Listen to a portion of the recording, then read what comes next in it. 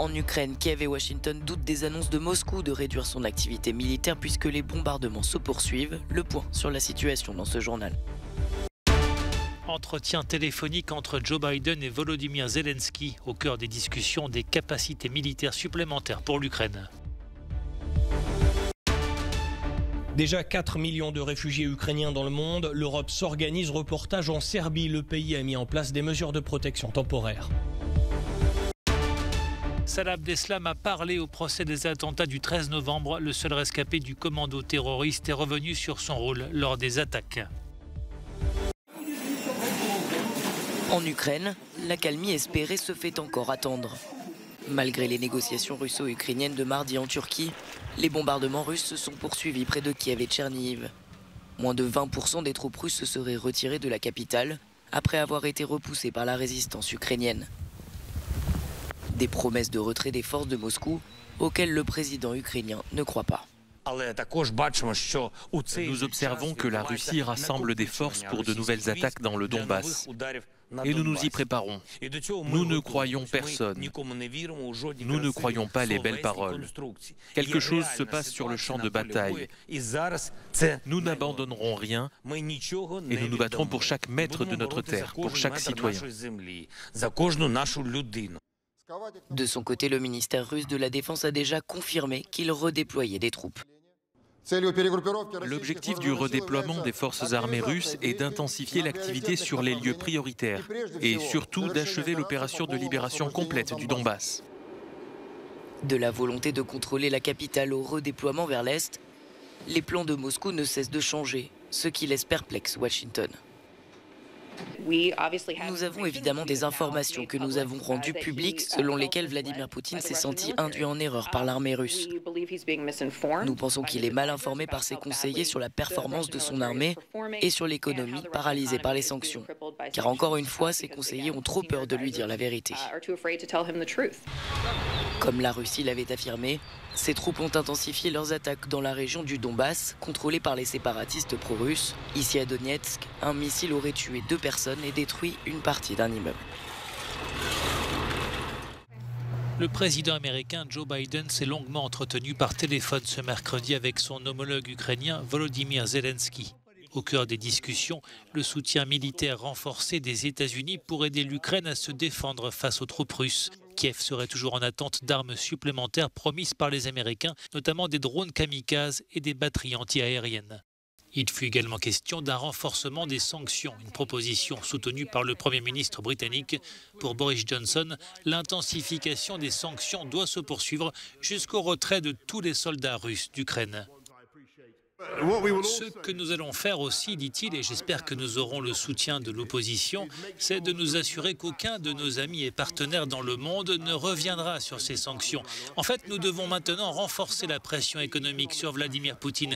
Et il serait inconcevable que des sanctions puissent être levées simplement parce qu'il y a un cessez-le-feu. De son côté, l'Union européenne assure également vouloir maintenir la pression sur la Russie pour qu'elle mette un terme à son invasion. Sur Twitter, le chef de la diplomatie européenne, Josep Borrell, a réaffirmé le soutien de l'Union à l'Ukraine et à son peuple. De potentiels crimes de guerre, c'est ainsi que la haute commissaire aux droits de l'homme de l'ONU, Michelle Bachelet, a évoqué les agissements de la Russie en Ukraine. Si elle n'a pas complètement dédouané Kiev, l'ancienne présidente chilienne s'est livrée à un long réquisitoire contre les actions menées par le Kremlin. Mon bureau a reçu plusieurs allégations crédibles selon lesquelles les forces armées russes ont utilisé des armes à sous-munitions dans des zones peuplées à au moins 24 reprises. Nous enquêtons également sur des allégations selon lesquelles les forces armées ukrainiennes ont utilisé de telles armes. Les maisons et les bâtiments administratifs, les hôpitaux et les écoles, les systèmes d'eau n'ont pas été épargnés. Les bombes à sous-munitions sont interdites par la Convention d'Oslo depuis 2010. Cependant, la Russie comme les États-Unis n'ont pas ratifié ce texte. Ces bombes sont utilisées dans de nombreux conflits récents, comme en Syrie ou au Yémen, où elles ont occasionné des victimes civiles sans aucun discernement.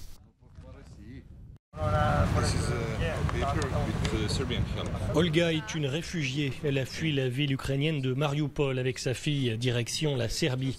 Comme elle, quelques 13 000 réfugiés ukrainiens sont entrés en Serbie le mois dernier, mais seuls 3 500 d'entre eux ont décidé de rester. Pour ces derniers, la Serbie a mis en place des mesures de protection temporaire. Pendant 1 an, ils pourront bénéficier des mêmes droits que les citoyens serbes.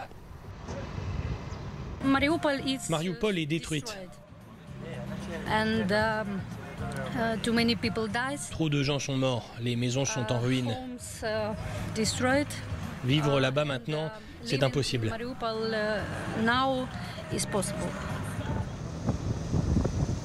Alexander vient, lui, de la capitale ukrainienne, Kiev, et il envisage de rester en Serbie. Je vais à Novi Sad. Vous avez des amis ou de la famille là-bas? Oui, j'ai un ami et ma femme est là-bas en ce moment. Quelle était la situation à Kiev lorsque vous êtes parti? C'est très instable. Vous pouvez entendre des détonations tous les jours. C'est terrifiant.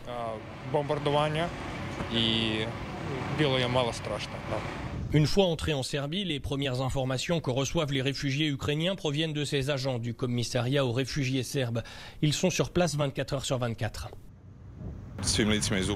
Nous informons les personnes venant d'Ukraine qu'elles bénéficient de mesures de protection temporaire en Serbie.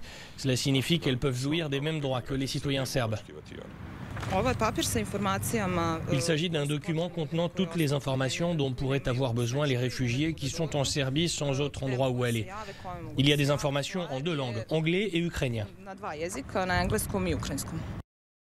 S'ils n'ont nulle part où aller, alors les réfugiés sont redirigés vers ce centre dans le sud. Depuis le 18 mars, ils ont le droit d'être soignés, de travailler et d'être scolarisés en Serbie, des mesures prises en concertation avec l'Union européenne. Le blocus russe sur les exportations de céréales ukrainiennes punit les pays les plus pauvres de la planète.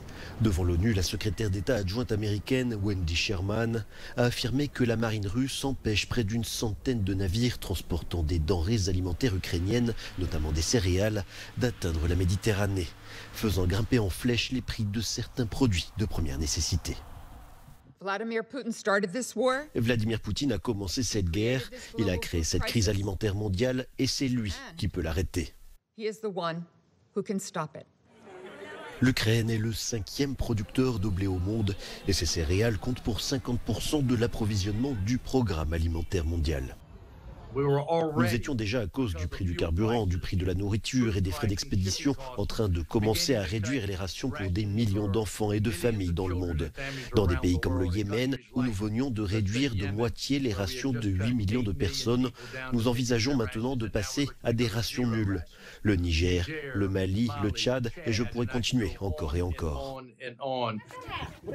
Pour la Russie, son action n'est pas en cause. Ce sont au contraire les sanctions occidentales qui sont responsables de la situation. Selon l'ONU, près de 45 millions de personnes étaient menacées par la famine fin 2021, un chiffre qui pourrait encore s'aggraver à cause de la guerre en Ukraine. Au procès des attentats du 13 novembre à Paris, l'audition très attendue de Salah Abdeslam ce mercredi a d'abord considérablement frustré les parties civiles. Le principal accusé, seul survivant du commando terroriste, a dans un premier temps fait valoir son droit au silence, provoquant les soupirs de la salle et les remontrances des magistrats. Puis 2 heures plus tard, Abdeslam s'est finalement ravisé, convaincu de parler par une avocate qui lui a rappelé sa promesse de s'exprimer sur son rôle exact lors des attentats. Initialement, Salah Abdeslam raconte qu'il n'aurait pas dû être présent à Paris car il devait partir en Syrie. Mais le 12 novembre, sa rencontre en Belgique avec Abdelhamid Abaoud, le coordinateur des attentats, va chambouler ses plans. Il intègre finalement le commando terroriste équipé d'une ceinture explosive qu'il n'actionnera jamais. À l'avocate, il confirme, il a renoncé. Pas par lâcheté, pas par peur, parce que je ne voulais pas, c'est tout. L'avocate le relance. Pourquoi a-t-il dit ensuite à ses proches que sa ceinture n'avait pas fonctionné? J'avais honte de ne pas avoir été jusqu'au bout, j'avais peur du regard des autres. J'avais 25 ans aussi. J'avais honte, tout simplement. Au total, 20 personnes sont poursuivies dans ce procès, essentiellement pour avoir joué un rôle logistique lors de ces attentats les plus meurtriers sur le sol français depuis 1945. Les terroristes avaient abattu 130 personnes, essentiellement sur les terrasses de cafés parisiens et dans la salle de concert du Bataclan. Sans oublier les centaines de blessures physiques et psychologiques. Le verdict de ce procès fleuve est attendu en juin.